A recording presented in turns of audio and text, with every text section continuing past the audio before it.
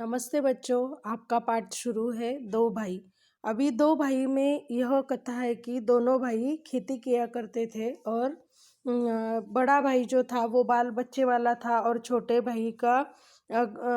भाई को बाल बच्चे नहीं थे। इसलिए बड़े भाई ने सोचा कि मुझे तो मदद करने के लिए मेरे बच्चे हैं, लेकिन छोटे को तो कोई भी नहीं है।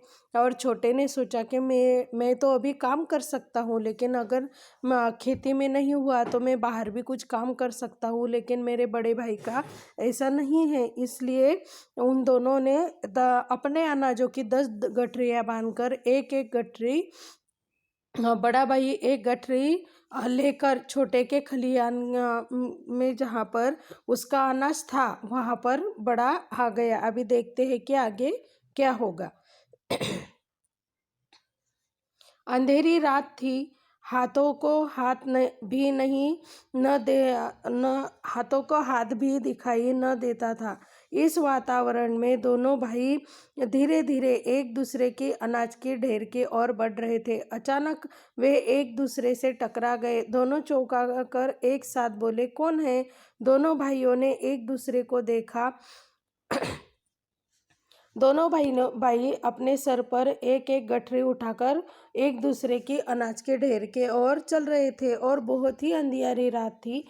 एक दूसरे को कोई नहीं दिख रहा था, लेकिन वो जैसे एक दूसरे के ओर बढ़ने लगे वह टकराए और दोनों ने चौंक कर पूछा कि कौन है।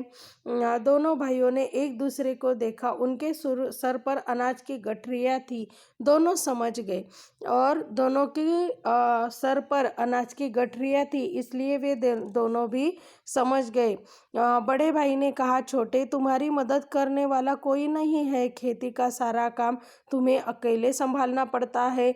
मैंने सोचा कि तुम्हारे पास अनाज अधिक होगा तो अधिक दिनों तक चलेगा, इसलिए मैं खलिहान से अनाज तुम्हारे ढेर में डालने जा रहा था।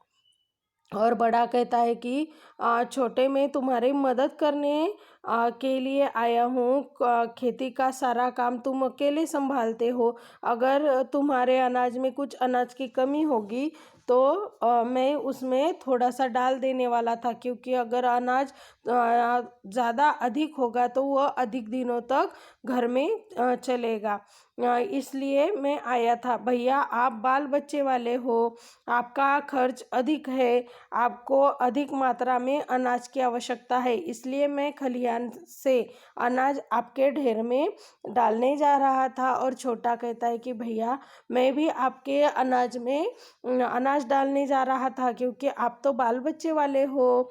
अपनी बात कहते सुनते दोनों भाइयों की आंखें भर आई। दोनों रोते हुए एक दूसरे के गले लग गए।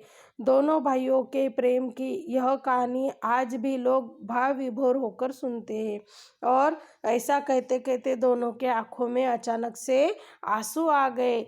अगर आपके कोई भाई बहन हो तो उन्हें जिस चीज़ की ज़रूरत हो वह चीज़ आपको उन्हें मदद में देनी चाहिए।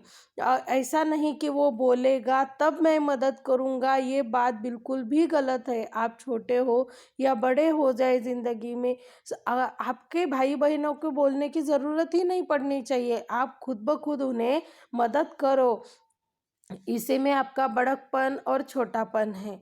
आप अगर छोटे होकर भी बड़ों की मदद करते हो तो अपने आप बड़े बन जाते हो, और बड़े हो तो छोटों की मदद करने से तो आप और भी बड़े हो जाते हो। इसलिए हमेशा सबकी मदद करनी चाहिए।